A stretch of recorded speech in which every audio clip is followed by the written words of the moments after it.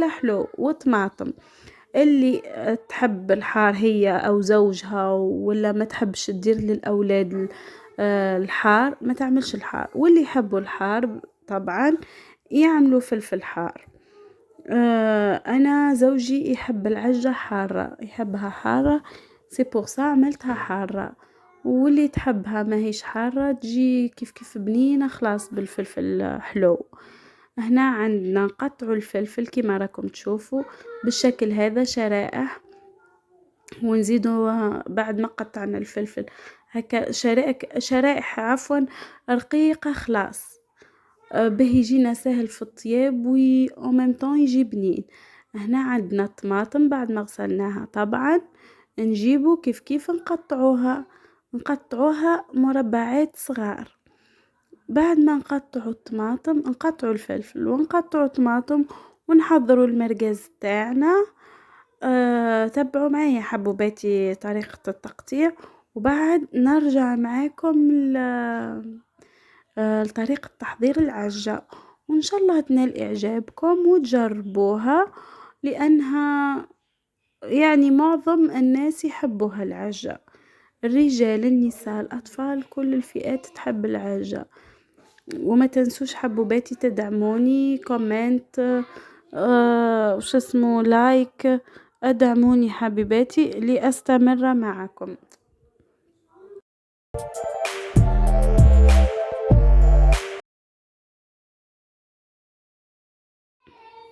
هنا كما راكم تشوفوا الطماطم قطعناها بالطريقة هذه والفلفل، ونزيدو نقطعوا المرقاز، نحطوا فلفل مع مرقاز لأنه المرقاز فيه زيوت، يخرج هذوك الزيوت. نديرو قطرة صغيرة زيت، قطرة صغيرة من أجل الفلفل، سينو المرقاز يخرج الزيت تاعو. ونحطوهم على نار هادية.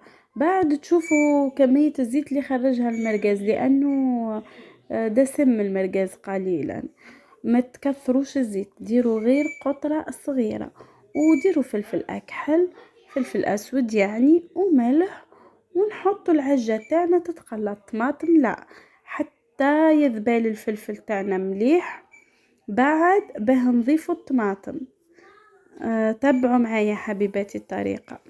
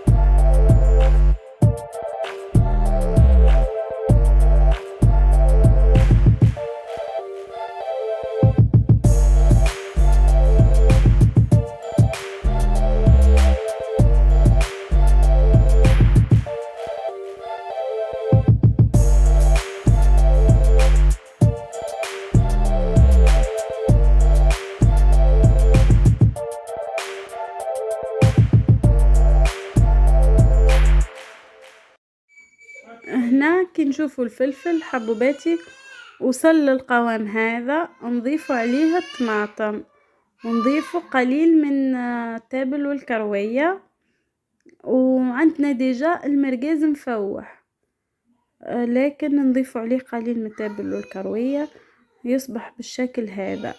وبعد أنا نحب نضيف البابريكا، تجي لذيذة جدا.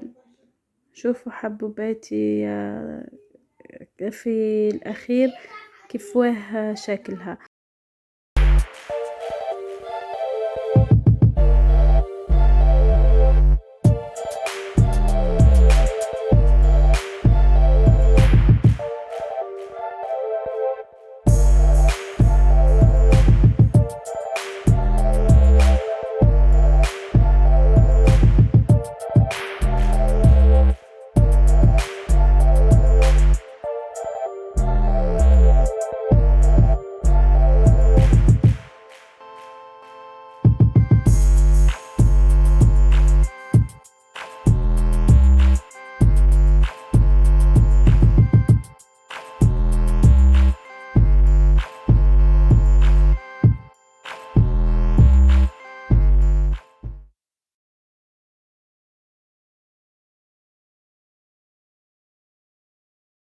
وهنا نضيف قليل من الطماطم المصبرة. انا نسيت اني نضيفها قبيلة شوي، وليت ضفتها الان. شوفوا زي الطماطم المصبرة هذه القليل وخلاص، ما نزيدوش اكثر من هاك. ونحركه مليح ونخلوها تغلي شوية، بعد به نكملوا لها المكونات الاخرى. وكاين ناس يحبوا يقطعوا المرقاز قطع صغيرة للعجة، لكن انا نفضله بالطريقة هذه.